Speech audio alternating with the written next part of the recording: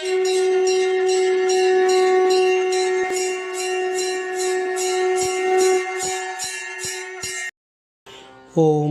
ஸ்ரீ குருப்யோ நமः. ஓம் கம் கணபதையே நமः. நம்ம ஸ்ரீநிகேதன் வலைதளம் வாயிலாக முருகப்பெருமானுடைய சஹஸ்ரநாமத்திலிருந்து தினமும் ஒரு நாமாவளியை சிந்திச்சுருக்கோம். இன்றைய தினம் 838வது நாமாவளியாக ஓம் சிஷ்டாய நமः. முருகப்பெருமான் இந்த நாமாவளி நல் ஒழுக்கத்துடன் இருப்பவருக்கு நமஸ்காரம் அப்படின்னு வர்ணிக்கிறது. அதாவது திருக்கரண சுத்தி அப்படின்னு சொல்லக்கூடிய மனம், வாக்கு, செயல், இந்த மூன்றையும் தூய்மையாக உயர்ந்த செயலாக வைத்திருப்பவர் குமார பரமேஸ்வரன்.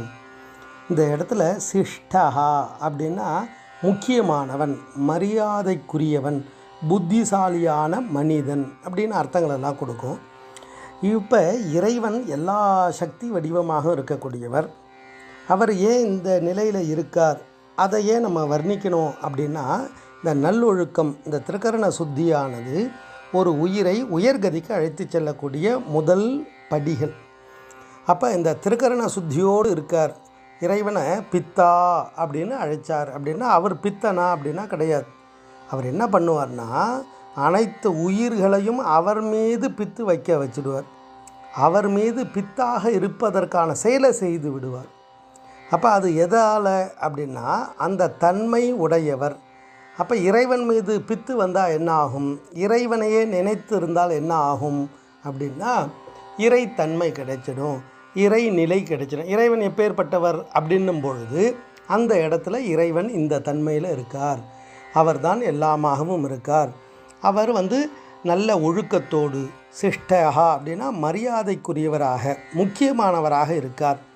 அதாவது நம்மளுடைய புத்தி பிரகாசமாகணும் அப்படின்னா வாக்கு, மனம், செயல் இது எல்லாமே தூய்மையாக இருக்கணும். அதுக்கு தான் திருக்கரண சுத்தின்னு பேர்.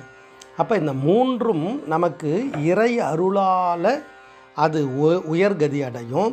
அந்த உயர்கதி அடையிறதால இறைவனுடைய அருள் எளிதாக கிடைக்கும். அப்போ இறைவனுடைய அருள் கிடைத்தால் இறைவன் எப்பேற்பட்டவராக இருக்கார்னா இந்த நாமாவளி அதை உணர்த்துது. கருவூர் திருப்புகழில் அழகாக வர்ணிக்கிறார்.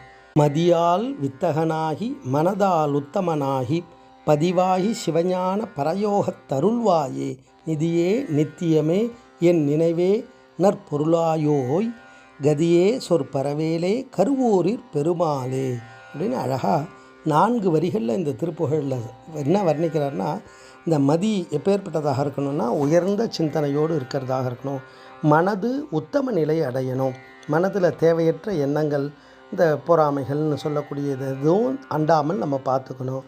பதிவாகி சிவஞான பரயோக தருள்வாயே, அந்த சிவஞானத்தையே யோகமாக அனுபவிக்கணும் இந்த மனம்.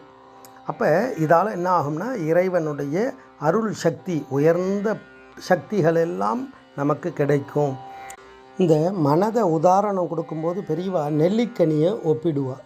அது என்ன, மற்ற கனிக்கும் நெல்லிக்கனிக்கும் என்ன வித்தியாசம் அப்படின்னா, அந்த நெல்லிக்கனியில் பார்த்தோம் அப்படின்னா கோடு கோடாக இருக்கும்.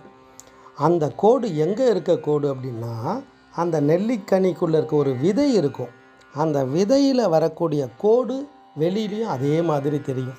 அப்போ இந்த ஹிருதயத்தில் நம்ம என்ன நினைக்கிறோமோ அதுதான் செயலாக, வாக்காக, மனதில் வெளிப்படும். அதனால தான் நெல்லிக்கனியை அவ்வளோ ஒரு உயர்வாக உதாரணம் கொடுப்பான். அது மாதிரி உயர்ந்த மனோபாவம், அந்த ஒழுக்கம், அந்த மரியாதைக்குரிய பண்பு, புத்திசாலித்தனம் இதெல்லாம் யாரால் கிடைக்குன்னா இறைவனால் கிடைக்கும். அந்த இறைவன் இந்த தன்மையில் இருக்கார்ன்றது தான் அந்த நாமாவளி தத்துவார்த்தமாக வர்ணிக்கிறது. ஓம் சிஷ்டாய நமः. ஸ்ரீ குருப்யோ நமः. ஓம் சும் சுப்பிரமணியாய நமः.